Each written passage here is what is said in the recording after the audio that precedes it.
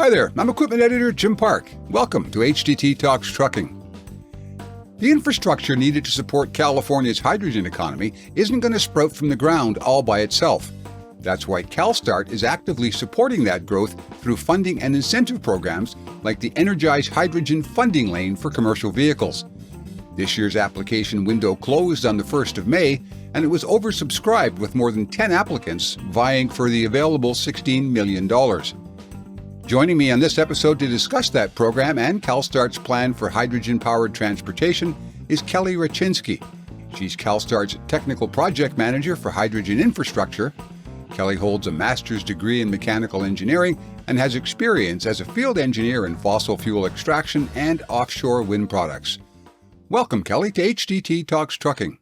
Interesting topic on the table today, growing hydrogen in California. What can you tell us about what it is that CalStart is up to right now? Hey, thanks for the opportunity to join you. There's a lot happening in California when it comes to hydrogen infrastructure and hydrogen fueling stations. They are the spearhead within the United States, certainly around this topic. And CalStart is a nonprofit. We have been operating out of California for the last 30 years. And supporting with vehicle vouchers towards fuel cell electric trucks, as well as permanent infrastructure for hydrogen fueling stations. We are the go-between of the state agency and the millions of dollars that they are putting into these types of projects. What is the current state of hydrogen infrastructure in the Golden State? I know there's some out there, but I don't think it's yet taken over the world. How are we doing? So you can take a look at some different partners. For example, the Hydrogen Fuel Cell Partnership has some great maps and data on this. But essentially, there are clusters of hydrogen fueling stations, both light duty and medium heavy duty, in the Port of Los Angeles, Long Beach area, and also in that San Francisco, Oakland area.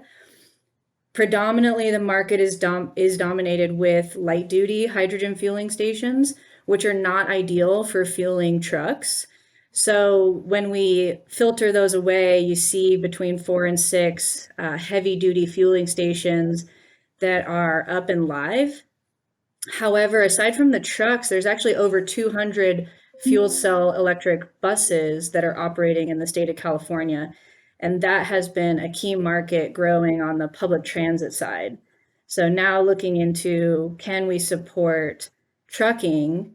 And the focus over the last few years, and especially this year, has been drayage in the California market.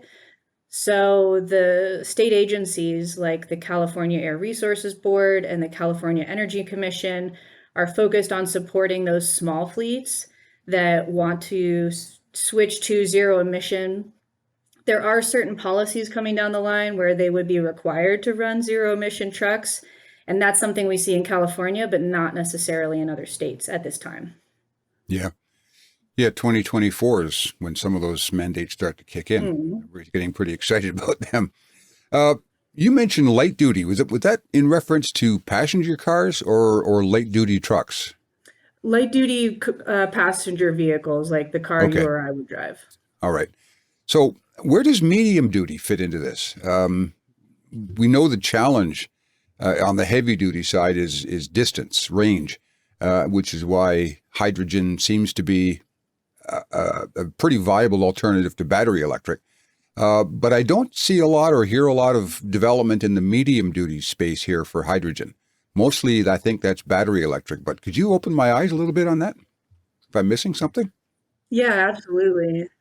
And I'll add another variable to what you mentioned, that hydrogen you're absolutely right. It's good for the long range and the heavier loads and the duty cycles that we see fleets needing, because the fueling time is so much faster and more similar to the user experience of fueling up a diesel Class 8 tractor.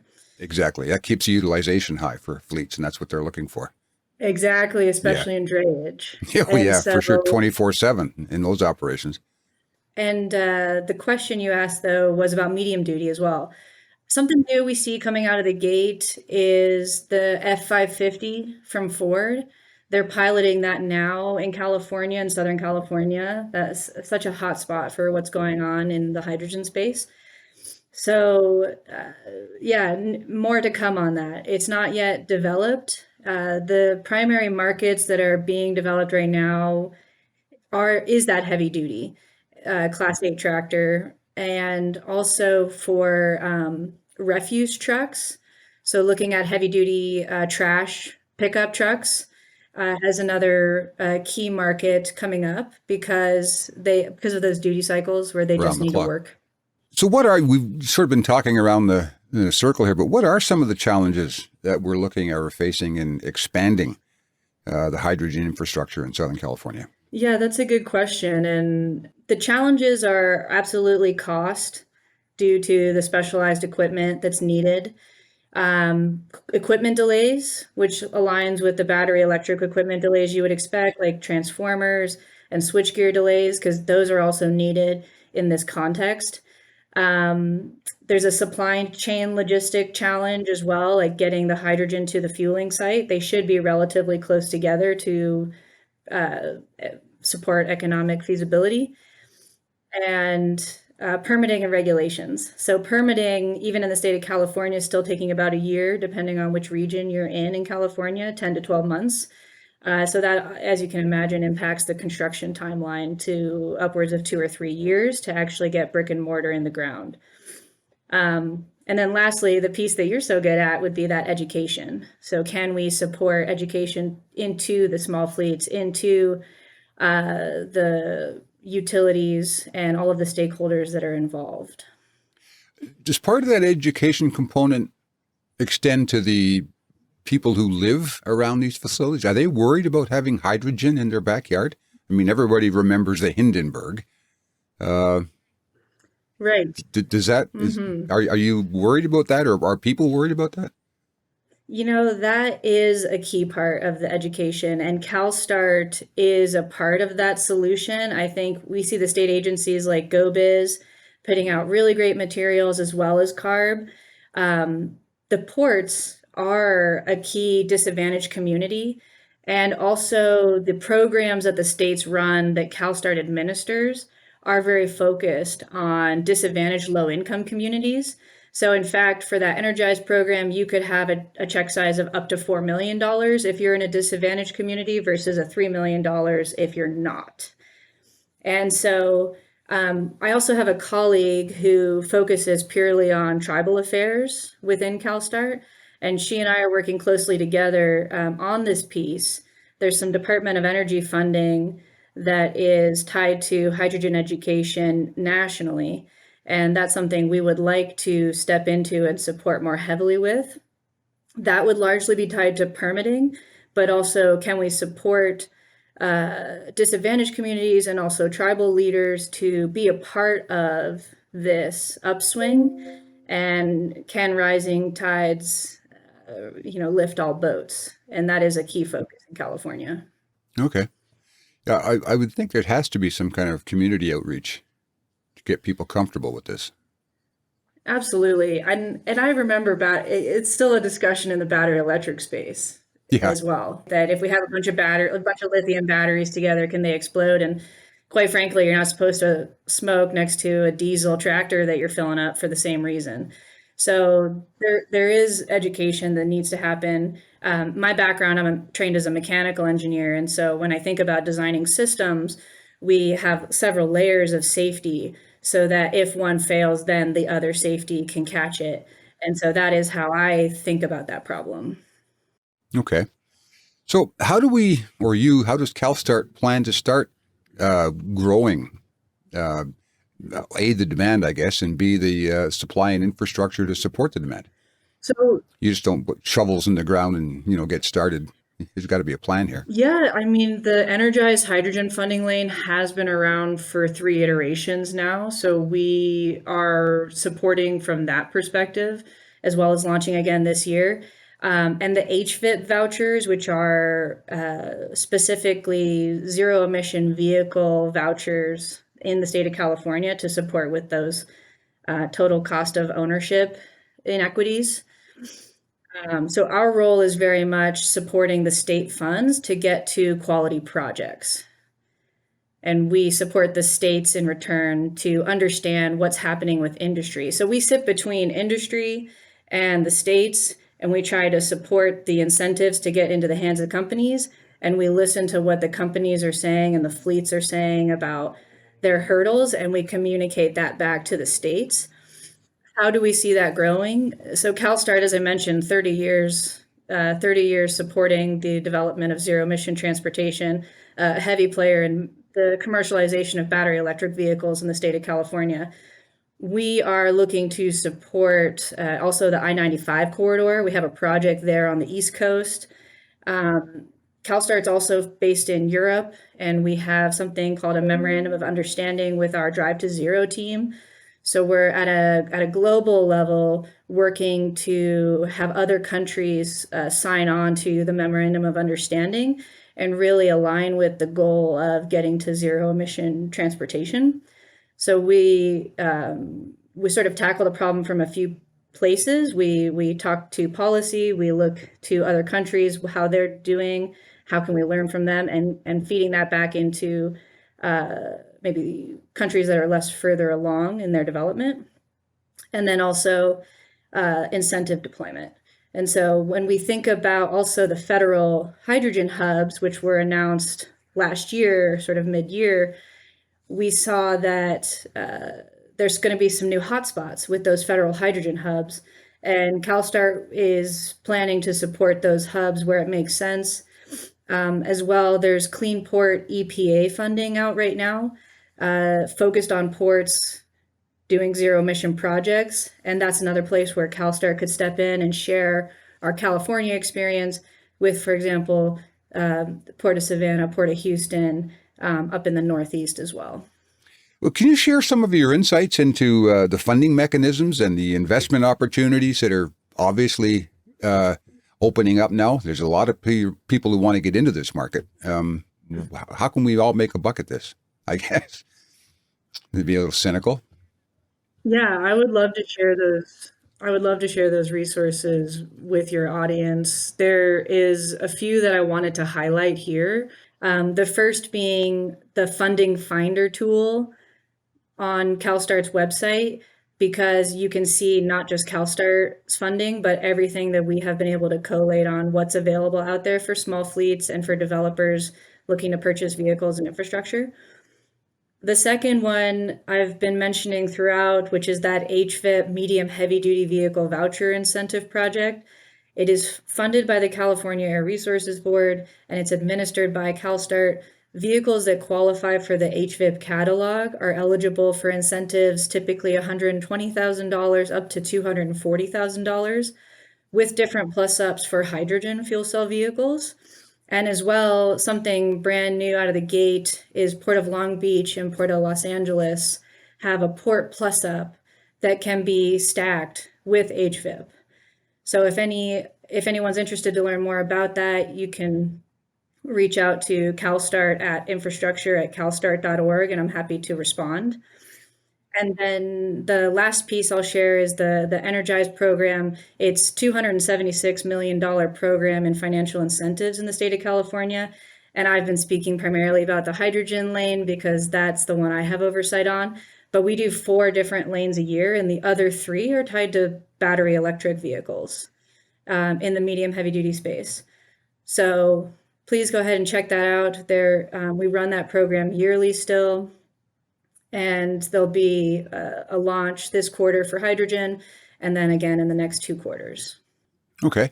We'll put links to all that in the show notes down at the bottom of the video, so folks can just click on that when they want to go look for a bit more information. You tossed out some numbers there, and I worry about money. We just heard a couple of weeks ago that it was going to cost upwards of $1 trillion to build out the electric infrastructure for trucking. Do you have any sense of what it might cost to get the hydrogen infrastructure up to an equal capability? Are we talking another $1 trillion, or can we do it a little less expensively? That's a good question. And I almost pair it with my response from before, where battery electric and hydrogen can work together, because it does take electricity in many cases to generate hydrogen and also to run fueling stations. I'd be curious to see the breakdown on those electrification numbers, because is it accounting for all the upgrades that need to happen on infrastructure nationwide? I know more about the California ecosystem than nationwide, but there's a lot that needs to happen there. I don't have a set number on, what X number to improve hydrogen infrastructure, but I can share that there's a federal hydrogen clean hub funding that is up to $8 million that's been dispensed now to 7 different projects. So California has a hub, but also Pacific Northwest has a hub, as well as, I won't list them all, but some interesting ones are Houston, Kentucky, and the Northeast, as well as the Midwest. So we're not just in California anymore. This is federal funds that are going to spread all over, and they all have slightly different vision for how they want to generate hydrogen, what industries they want it to go into. Are they a manufacturing hub for electrolyzers, for example, like the Midwest, or will they be generating hydrogen from SMR and electrolysis like Houston? So that's $8 billion that's planned to funnel into the states in the coming years, as well as this up to $16 million within the state of California funds. So I don't have a set number, but I can say there is a drive in the United States to reach energy diversification and to be building that energy diversification in-house. We don't want to have to depend on batteries coming from abroad in order to run. We do need to upgrade our electrical infrastructure from also to support the hydrogen ecosystem if we're doing electrolysis from the grid. And ideally, nationwide, we'll be implementing renewable resources as we do it. So in my vision, they should be upgraded together and with synergy. I'm not sure how much extra would be needed to support the hydrogen aspect. Are you involved at all with the growth of renewable green hydrogen in California? Are you dipping your toe into that pond? In my previous career. Or is Calstart, maybe I should say? In my personal previous career, yes, but less so from the Calstart perspective. Okay. I guess that's the holy grail, is green hydrogen, right? We got to get there. And so far, it's pretty scarce. That is a key focus for the state of California. However, something that we need to take a deep look into is the carbon intensity score to generate each of these, and pair that with the delivery of the fuel to the site, because that has emissions as well, and then pair that with the tailpipe emissions in order to get a clear picture. And that is something that our team is working on now. We've done some deep dives into the carbon intensity score. You mentioned that we're upgrading the grid. The California state grid has a CI score, a carbon intensity score of about 80, which pushes the electrolysis CI score up as well, right? Because if you have a baseline of 80, then it's higher than 0. A lot of people think CI score of hydrogen generation through electrolysis is 0, but that's only if it's paired with the solar field or renewable hydrogen source. Or something renewable, yeah. Yeah. So it is almost, it has a higher CI score than steam methane reforming in some cases, which I think is interesting, sort of bit of knowledge for us to use as we move forward on, because in the industry, we don't prefer to use the colors, even though it does make it easier to discuss in general. We'd rather be driven by the data and the numbers to say, here's something we can all agree on how we measure it, and let's move forward from there. Public likes things simple, don't they? It's nice, but when you start getting pink and yellow and then blue, there's confusion. I'm confused. I can manage blue, gray, and green. Beyond that, sorry. We're just about done out of time, Kelly. I want to offer you a chance to sort of throw a few points on the table or talk about anything you'd like before we do wrap up. Anything that we've missed in this discussion you want to get across to the viewer. I think just perhaps where we see this going and expanding away from the ports, definitely focused on there because they have disadvantaged communities and they have really high emissions right around the ports. So they are very driven to have clean air action plans, for example, and to force people coming in and out of their port to have zero emissions, both on the vessel side and on the truck side. But where do we see that going and growing out? And we think of that in terms of corridors for the trucking. So a lot of your audience will be more familiar with these corridors than me, but the key ones that I think are important will be, for example, between California and Houston, because of the Federal Hydrogen Hub going into Houston, as well as present day operations happening between the two. So looking at that, that's the I-10, I believe, the I-10, which takes you from LA to Phoenix to Houston. And then also looking at the I-15, which is going to Las Vegas, because that's a key port, and the I-5, which is connecting North and South California. So within California, that's a key focus, like getting fueling in that San Joaquin Valley region between SF and LA, because they have these clusters already, so let's connect them. And then we'll be looking at goods movement into the rest of the US. And then maybe just to highlight that I-95 project one more time on the East Coast, where CalStart is supporting those stakeholders to think about multi-fuel sites where we have battery electric charging and hydrogen fueling together for Class 8 tractors, and really working towards some of those pilots as well. So we're looking forward to that. Just to follow up here, is it too early yet to start talking about opportunities for suppliers and distributors here? The truck stop of the future, is it going to be a hydrogen refueling point or an electric charging site, or maybe a bit of both? I'm aware of a few projects that are working on that right now, to have diesel, hydrogen, and battery as an option. They're building it out under the concrete to allow for all. So I would say that's a vision. They're sort of working still on what's the name of such a truck stop. But when it comes to hydrogen medium heavy duty, it will need to look very similar to the diesel stop that we're used to, mainly just for that turnaround time. And typically we wouldn't have like my vehicle, a passenger car next to those big Class 8 tractors fueling up. So that's what is coming down the line. And a lot of those fueling providers are looking at hydrogen.